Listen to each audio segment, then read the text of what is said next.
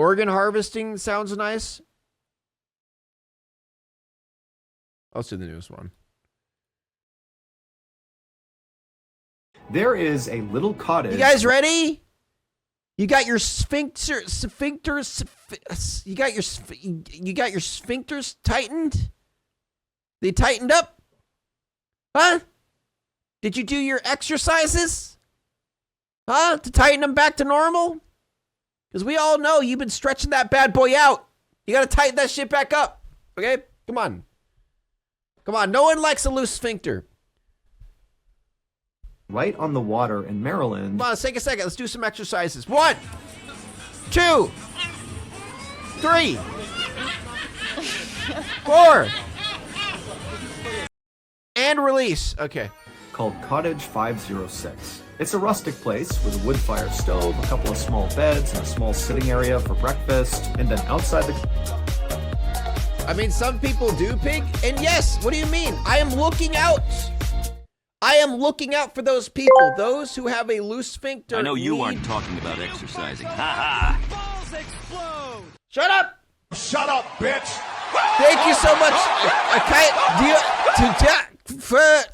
Dior. Thank you so much for the tier 1 sub. Listen, I am looking out for the homies, you know, and the ladies out there, right? You know those sphincters. If you got them loosened up, you gotta stretch them out, chat. You gotta practice. You gotta tighten. Get them Kegel exercises going. You know, tighten that shit back up. What the hell are you talking about? You know exactly what I'm talking about. Y'all need to tighten them sphincters up. Okay, we get it. Exactly. The cottage on the porch, you have this Thank you so much view for of the making me water, walk to all and then these behind the peasants. cottage is the resort that the cottage is a part of, and the resort offers guests that stay in this cottage great food, great entertainment. I mean, this is a great spot. However, Cottage 506 has a dark secret, and it's the reason I and many other people will never be staying there. But before we Why do learn they call about it a cottage? 506, if you're a fan of the strange, dark, and mysterious delivered in story format, then you've come to the right place because that's all we do, and we upload once a week. So, if that's of interest to you, please offer to house sit for the like button while they're away for the weekend, but instead of looking after their property, just spend the entire weekend downloading viruses. Dark Taco with the 5 gifted subs. That deserves 5 more squeezes. 1, 2, 3, 4, and 5. Okay. Valentine's Day 1998. A married couple. Okay, guys, we're gonna have to slow down with these, all right? I get it. I get it. All right, I get it. Okay, it's time to slow down so I can actually hear the fucking video for a second. You absolute losers. All right. A little afternoon on Valentine's Day 1998, a married couple named Steve and Kim Rico held hands as they walked towards their car. They had just dropped their 8-year-old daughter off at a neighbor's house in the suburban neighborhood in Maryland where they lived, and now Steve and Kim had the whole weekend to themselves, and they were really excited about it because they had because they're gonna get their sphincters all moist. God, I need to fucking stop. Like, why do I have sphincter on the brain so hard? Like, can I just chill? Holy shit. Like, we get it. big trip planned. Now, admittedly, Kim had no idea what they were actually going to be doing because Steve was the one who planned it, and he was obviously being very secretive about the details. He wanted this to Okay, all right. I get what he's doing. I know what is going on and here. so for weeks leading up to this weekend, Kim would see Steve on the phone all the time, presumably planning whatever it is they were going to be doing, but he wouldn't let Kim hear what he was saying on the phone. He would kind of muffle his voice, or he'd hang up before she could come over and hear him. And then also after these secretive phone calls, Kim would often see Steve writing all these notes down in his journal, presumably about whatever it was he was planning. The only details Steve shared with Kim. I get what he's planning. He's planning like a big reveal, you know, to ask her if he could do anal, right? You know, he's like writing all these like ways in order to ask her. He's like, and he tears it up and tosses it over his shoulder. That's not good enough. That's not gonna work. It's like calling his friends. Man, like how? What the hell are you talking about? Kim about this trip was make sure you wear something nice. When the couple reached their car, see, make sure you wear I am right. Barking Mad, thank you so much. I am Steve right. hopped in the driver's seat and Kim hopped in the passenger I am right. seat. And immediately, right Thank after you, Steve had harpsichord. fired up the car, Kim turned to him and said, "Are you going to tell me? You going to tell me where we're going?" But Steve just grinned and said, "Nope, it's a surprise." Kim gave a theatrical sigh and sat back and feigned frustration. But inside, the way she was really feeling was just excited. How This does was he know? so cool that Steve had put How does so much Ballin know this effort stuff? into whatever it is they were going to do. But also, Kim was seeing her husband was really making a big effort to make her happy. And this was kind of new because lately, their relationship had been really rocky. Kim and Steve had been married for 9 years by this point, and they were both very, very different people. Steve was a total homebody, kind of introverted, and Kim was the opposite. She was super extroverted and very social. But when they first met each other, it was actually their stark differences that brought them together. For Kim, when they met, she was in her early 20s, she had just dropped out of college, and her experience with men so far had been she would meet them at parties or bars, and at first it would seem like their relationship was great, but then invariably these guys would just kind of move on and break Kim's heart. But Steve was different. He was this huge guy, 6'4", massive football player, but God, I bet he has a massive. Stop. Stop it. he was totally a gentle giant, and as soon I as he stopped met myself. Kim, I stopped Kim myself. could tell I'm a good this boy. guy is different. He's treating her with respect. You know, he's loyal to her. He really cares about her, and so they hit it off right away. And Kim very quickly became pregnant, at which point Steve asked her to marry him, and Kim didn't hesitate for a second. They were totally in love. And marriage to Steve had really been a stabilizing factor in Kim's life. She wound up going back to college and got don't her know. degree, which landed her a You're job as a sounding surgeon. gayer than I do. All right, come on. Like okay, at the start of the video, all I was doing was looking out for people's health, right? And now he mentioned how large this guy was. And sorry that when you mention his height, how big the dude is, sorry that the first thing that pops into my head is just how big is his dick. Like, sorry. So is that gay? There's something gay about just like wondering, right? Like the bro's 6'4" and he's massive. Like you gotta wonder, right?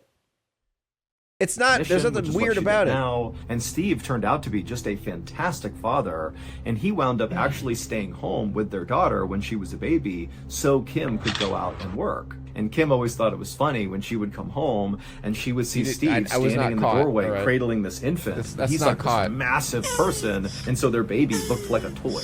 But unfortunately, over the last year, Kim had seen a change in Steve. He went from being a shy person, but a person who could go out and function in society, to a shy person who basically stopped going outside altogether. But that's Steve me. basically refused to go out anywhere with That's Kim. me, though. He didn't want to talk to anyone. He didn't want to spend time with their friends or family. He just wanted to stay home and watch TV or I'm not gonna hang say out it. in the basement. I'm not gonna say I mean, it anything, was pretty Chad. obvious he was depressed, but his introvertedness was becoming kind of stifling for Kim. That's what she gets for marrying early, guys. You want to know?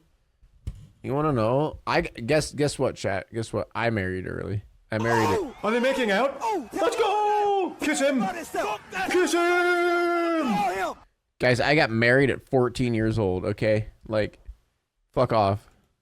And so Kim approached Steve and said, "You really need to go to therapy to get better here. You know, I'll go with you. We can do couples therapy." But Steve refused. And so finally, right around this past New Year, Kim decided she had just had enough. You know, 2024 minus 2014, right? I was 14 years old. She was totally unhappy. She did not feel like Steve was going to change. And so Kim told Steve that she wanted to get divorced. And when Steve heard that, he realized the gravity of this situation. He knew Kim was unhappy with him, but he did not know she was thinking about separating. And so Steve kind of broke down and begged Kim to give him another chance. You know, let him prove to her that he will change, that he wants this marriage to work. And Kim said, okay. And so that was how Steve wound up planning this very secret getaway on Valentine's Day. This trip was supposed to be the start of their new and improved marriage, and so Kim was really excited and optimistic about the future. After driving for about an hour and a half, Steve pulled off the highway and began following signs towards the Eastern Shore, which is a waterfront area of Maryland that's very beautiful. Steve. That was located about Steve, where you going, Steve? 70 miles away from Steve and Kim's home. After driving for a few minutes, Steve pulled into the parking lot of the Harbortown Golf Resort.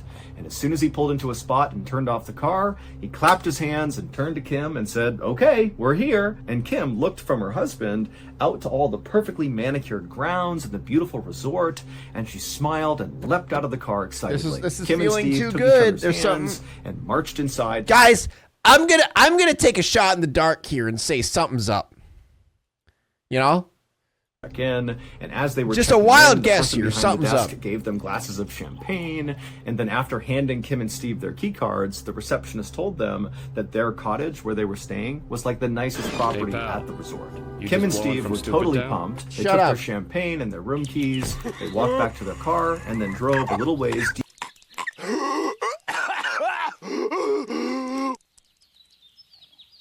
What kind of place is this? That's what this is what new viewers see. See, you guys make the atmosphere uncomfortable for new viewers, right? So new viewers walk in, that's them, right? That's them. Also, I said no jump scares, all right? Not because of me, but because of people in chat. I don't want to give people in chat a heart attack. Okay? Stop it. Bad. Bad. Shut up! Stop booing me. My hair is not greasy. I just took a fucking shower. Shut up. Deeper into the resort to their cottage. It was cottage 506, looked out over the water. And when they went inside, Kim was totally wowed. It was this rustic suite with a wood fire stove in the middle and two queen-size beds and a little coffee table area for breakfast over here. Bubbles. It was perfect. And then when Kim actually walked into this cottage, she noticed there was a card sitting on a table, and it looked like a wedding invitation. Kim was confused and looked over at Steve, and Steve just smiled and said, "Go, check it out." And so Kim walked over and she grabbed the note, and she began reading it, and as she did, she began to smile. The card really was a wedding invitation, albeit it was for a fake wedding, because it would turn out this was not just a random overnight that Steve had planned for both of them. Instead, he had purchased a romantic getaway package, which included this amazing cottage, but also a professional dinner theater performance that would be held on the resort grounds. Kim read the description of the dinner theater show on this invitation. It was a murder mystery called The Bride Who Cried, where the actors in the show would put on a whole fake wedding, and then at the end of the wedding, somebody would get killed, and the audience would need to figure out who did it. For an extrovert like Kim, an activity like this was perfect. And so Kim felt totally touched that clearly Steve had heard her, and the first thing he did to kind of win her back was to begin to do the things that Kim really wanted to do. They're going to do some which was method really acting going with out this and having one. fun. And so after Kim finished reading the card, she turned and looked over at Steve, and Steve was kind of nervous because he wasn't sure if Kim was going to like it. And Kim, she broke into this huge smile. She walked over to Steve and gave him a big hug. And Steve, he was so happy, and he hugged her real tight right back. Kim and Steve would spend the next couple of hours sitting by their fire inside of their nice cottage, drinking their champagne and talking about the future and just telling stories and having a good time. And then around 7 p.m., Steve and Kim put on their nicest clothes and walked their way over to the area on the resort where this dinner theater was going to I'm happen. honestly really confused on where this is going. Like, I feel like I mean, the obvious thing is that it's probably going to be the murder mystery, and then she's going to get murdered, and it's going to be mystery, but everyone knows that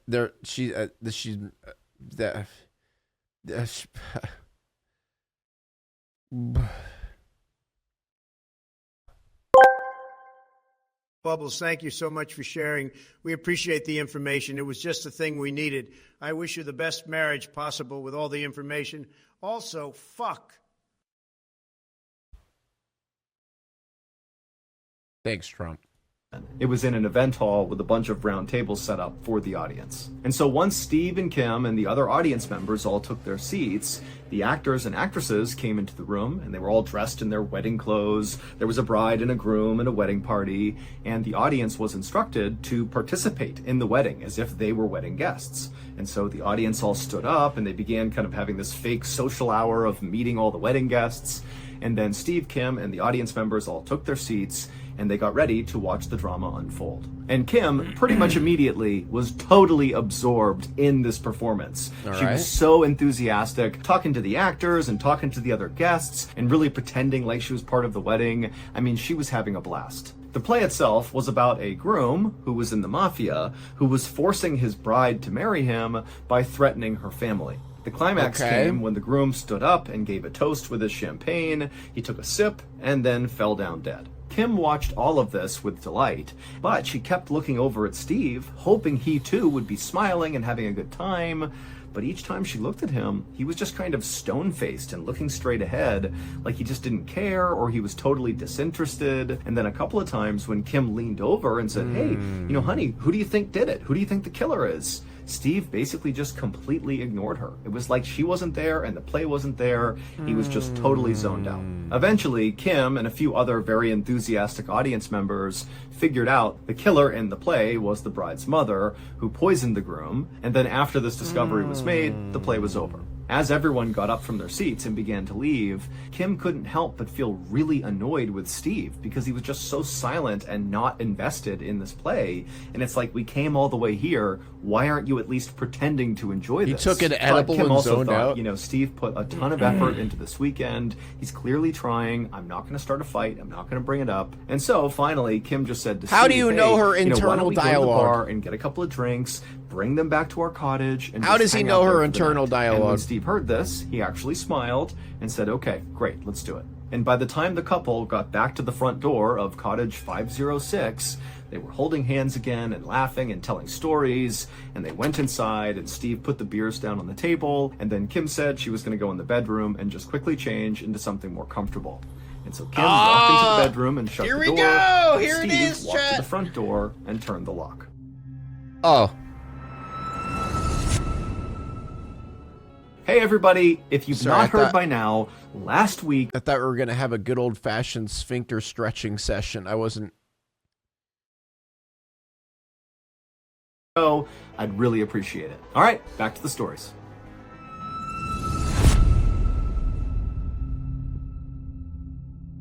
Three hours later, a man named Philip Parker, who was staying at the resort with his family, heard a commotion in the lobby, and he heard people saying there might be a fire at cottage 506 and there could be somebody still inside. Philip immediately turned to his cousin who was with him, and the two of them bolted outside and just started running towards cottage 506. And as soon as they got to a place where they could see the cottage from a distance, they could see black, oily smoke pouring out of the windows. When they got up to the burning cottage, Pig Philip doesn't watch sponsor reads? Dude, it was just for his podcast. It's not really a sponsor. It's just like, it's just promoting his content. ran to the front door, but it was locked. He couldn't get inside. He screamed to see if anybody was in there, but there was no answer. And so Philip and the cousin ran around to the back of the cottage where there was a glass sliding door. And Philip, he tried the handle, but it was locked. At this point, the cousin said he was going to run back to the resort and get a fire extinguisher. And after the cousin ran off, Philip turned back towards the sliding glass door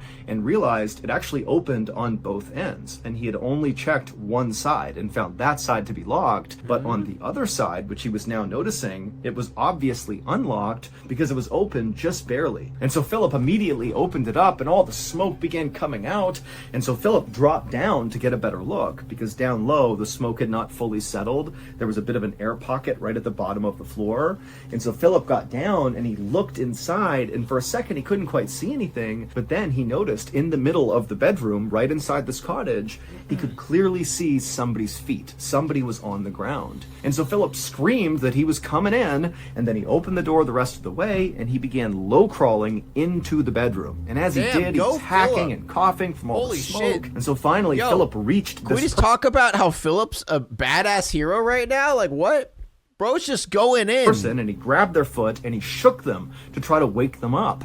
But but they weren't moving. But the fire was getting bigger and stronger. The smoke was getting thicker. Philip was really starting to panic and was worried that he too would get trapped in here. And so he just grabbed this person's leg and began pulling them. And it was really hard, but he finally got this person back to the door. He couldn't quite get them over that lip of where the sliding door was. But right then, Philip's cousin showed up, and the two of them were able to grab this person and get them out of the cottage. And this was the moment when Philip finally got a look at the person he was just dragging out, and it was immediately clear to him that this person was deceased. Their face was basically gone. It was completely burned away. In the days and weeks leading up to this weekend, Steve really was taking secret phone calls and writing notes down in his journal because he was planning something very special. But he was not the only one with plans for this weekend. Here's what police say happened after Kim and Steve got back to their cottage following the show, and Kim went into the bedroom to change, and Steve went to the is this a twist? Hold up. Do we got a twist here? front door and locked it. A couple of minutes later, Kim came out of the bedroom wearing something sexy, and she looked at Steve and smiled and said, "Come on, get in bed. I'll join you in a second." Hey babe, you wanna stretch out our sphincters together? God damn it! Okay, that was the last one. That's the last one. Last one. Okay, no more. No more. And so Steve's like, "Great, my plan is working. We're gonna reconnect here." He climbed in bed and he laid down. And Kim, she walked over and got something out of a bag. And then she walked back over to the bed and she pulled out a syringe and she stabbed it into Steve before he could do anything. And she injected him with something called succinylcholine. Kim had access to this drug from her job as a surgical tech. Succinylcholine is used to relax people's muscles during surgery. But if you give someone too big a dose, it can stop their breathing. And this drug works pretty much instantly, which means Steve would have seen his wife stab him with that syringe, but then instantly he would have been totally paralyzed, but fully awake and fully alive. And so as he was laying there, he would have seen his wife put the syringe down and then grabbed lighter fluid and then walked over to him and calmly poured the lighter fluid all over Steve's face and chest. Steve, and no! One of these final images he likely saw before his lungs chat's combined IQ 1 stopped working and he died was his wife striking a match and lighting him on fire. After lighting Steve on fire, Kim casually walked out the back sliding door. She shut it, leaving it open just a crack, and then she made her way to the resort lobby where she put on this big act about how her cottage was on fire and she thinks her husband was still inside. And Philip overheard Kim say that her husband might be inside the cottage, which is when he and his cousin jumped into action. They ran to the cottage and ultimately found Steve deceased inside of the cottage. Why, Steve? Ultimately, Kim never intended to give Steve a second chance in their marriage. She was already having an affair with a much younger man who was in the Marines, and she was just done with Steve. Steve went through all of this shit just for you to kill him? Steve began telling his friends and family how he was going to make a huge effort to save his marriage. Kim was going around to her friends and literally openly talking about how she wanted to murder her husband. But nobody took her seriously. They thought she was just kind of venting and being kind of dramatic. But as soon as the news broke that Steve had died in this fire and Kim had not, people rushed to the police to tell them, pretty sure Kim had something to do with this. Kim was convicted of her husband's murder, and she was sentenced to life in prison. It would turn out the primary reason why Steve was so secretive before going on this trip was he really wanted it to be this unbelievably special, romantic, kind of like recreation of the couple's first date. And so what he was doing is he was calling all of Kim's friends and family members and asking them questions about things Kim liked because he wanted to incorporate all of her interests in this trip. Just for her to kill him. Oh my God. That was not just writing down like logistics of the trip. He was going for the sphincter. How much he loved Kim and how excited he was for their future and what they would build together as a family. I mean, Steve really believed they were on a path to reconciliation. But of course, that just was not the case. What the fuck, bro? That's so fucked up. This past week, we dropped a brand... Dude, that's so fucked up, man. Rest in peace. Now it's time to walk away. I hope you enjoyed your stay. Did you laugh or cry or maybe subscribed? I'll thank you either way. You know I will miss you. I hope you return. Tell your friend or your mother to get me more views, please.